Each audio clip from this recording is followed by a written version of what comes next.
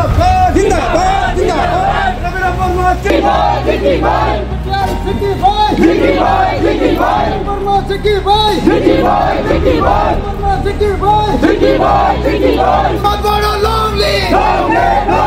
Verma long live जिंदाबाद PPL long Verma जिंदाबाद जिंदाबाद जिंदाबाद व्यक्तिगत हिसाबै बिराद गोजोननाय मोनदों आंखौ सेकेन्ड टाइम जोंनि UPPL दोलोनिफ्राय 9 नं बनगाव समस्तियाव केन्डिडेट हिसाबै फैगौ सेप्तेम्बर दानावहाय 2025 आवहाय केन्डिडेट हिसाबै सायख'दों दा बिनि थाखाय आं गिबियावनो जोंनिनो दोलोनि प्रेसिडेन्ट आरो बिटिआरनि चिफ प्रमद बर'नो आं गिबियावनो बिथांनो आंनि गोसो गोजोननायखौ आं फोरमायगोन आरो आङो बिथांनिसिम मोनसे साबायखर आं जासिगोन बेजों लोगोसे सेन्ट्रेल कमिटिनि जेसेबां दैदेनगिरि दङ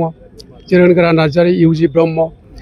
जेसेबां दङ आं बिथांमोननो आंनि गोसो गोरबोनिफ्राय आंनि मोजां मोननायखौ फोरमायगोन खारन मोनसे आरोबाव खेबसे सुबिदा होनाय जादों खारन 2020 आवहाय मोनसे परिबेसमोन बेवहाय UPPL दोलोआ बेवहाय सरकाराव गैयामोन बेवहाय सोमावसारनायनि उनावहाय जोंहा प्रमद बर' साराबो बे समावहाय खामानि मावनायनि स्कप मोनाखैमोन नाथाय दिनै प्रमद बर' सारा 2020 निफ्राय दिनैसिम जेबादि बिटिआर ओनसोलखौ डेभेलप खालामनायनि थाखाय खामानि मावबाय बे खामानि मावनायनि गेजेरजों दिनै बिटिआर बासिया साफा सानैनि अनगायै बिरुद्धनि अनगायै फ्राय 80% बिटिआर बासियानो दिनैहाय जोंनि UPPL खौ मोजां मोनदों दा बे हिसाबै दिनैहाय आङो मोनसे बिसास खालामदों आरो प्रेक्टिकेल बाथ्रा जोंनि बनगाव समस्तियावहाय जोङो जेरैबादि नुदों मोनसे ढौआ फैदों UPPL नि सायाव आरो बिसेसकै प्रमद बर' सारनि सायाव मोनसे फोथायनाय फैदों बेखायनो बनगाव समस्तियाव जों देरहागोन बियो रोखा आरो लोगोसे दिनैनि समाव आंखौ केन्डिडेट हिसाबै सायख'बावनायनि थाखाय आङो दोलोनि जेसेबां दैदेनगिरि दं आं बिथांमोननो आंनि गोसो गोरबोनिफ्राय आङो गोजोननायखौ फोरमायदों आरो साबायखर होदों लोगोसे आङो मिजिंथिदों जाहा जोंनि समस्तियावहाय थानाय जेसेबां माने हारि माहारि दङ नुनायाव ग्राउन्डनि जे पिक्चार बे पिक्चारखौ आं नायनानै दिनै बुंनो हायो दिनैहाय UPPL नि केन्डिडेट आङो माने देरहागोना रोखा 100 आव 100% बेवहाय बिरोधि दलाबो थागोन खोनानो मोन्दों BJP निफ्रायबो थागोन BPM निफ्राय थागोन नाथाय दासिमबो केन्डिडेटखौ फोसावनाय जायाखै आरो हयथ' गुबुनफोरबो थानो हागौ केन्डिडेटआ थागोन आरो जोंनिफ्राय केन्डिडेट गुबुन दोलोआ होनायाव जोंहा बेहाय जेबो बुंनांगौ गैया खारन बेयो मोनसे डेम'क्रेटिक मोनसे कान्ट्रि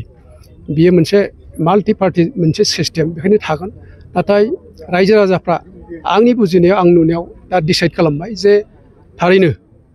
बबे पार्टिनि केन्डिडेटखौ होनांगौ सिङाव डिसिसन लाबाय आरो निस्सय UPPL जा प्रमद बर'नि मोखांखौ नायनानै आंनो भट होगोन आं बेखौ माने फोथायो आरो 100% देरहागोन होननानै आङो सानो थांनाय 2020 मायथाइयाव परिबेसखौ लाबोनायाथ' बादो नाथाय दिनैहाय बर' अबर'नि परिबेसासो जोबदों आरो जोंनि बिटिआरनि हालामाव 2025 निफ्राय 20 निफ्राय दिनैसिम बिराद मोनसे सान्थि जादों दा सान्थिखौ नुनानै दिनै बिटिआर ओनसोलनि साफ्रोमबो रायजो राजाफ्रा बिराद गोजोनदों आरो बनगाव समस्तियाव दिनै बे प्रमद बर' सारनि मोखांखौ नायनानै बा बिथांनि खामानि मावनायखौ गोजोननानै दिनै बनगाव समस्तियावबो लोब लोब जोंनि दोलोआव हाबदों आङो एबार आङो मिजिंथिदों बा आसा खालामनो हायो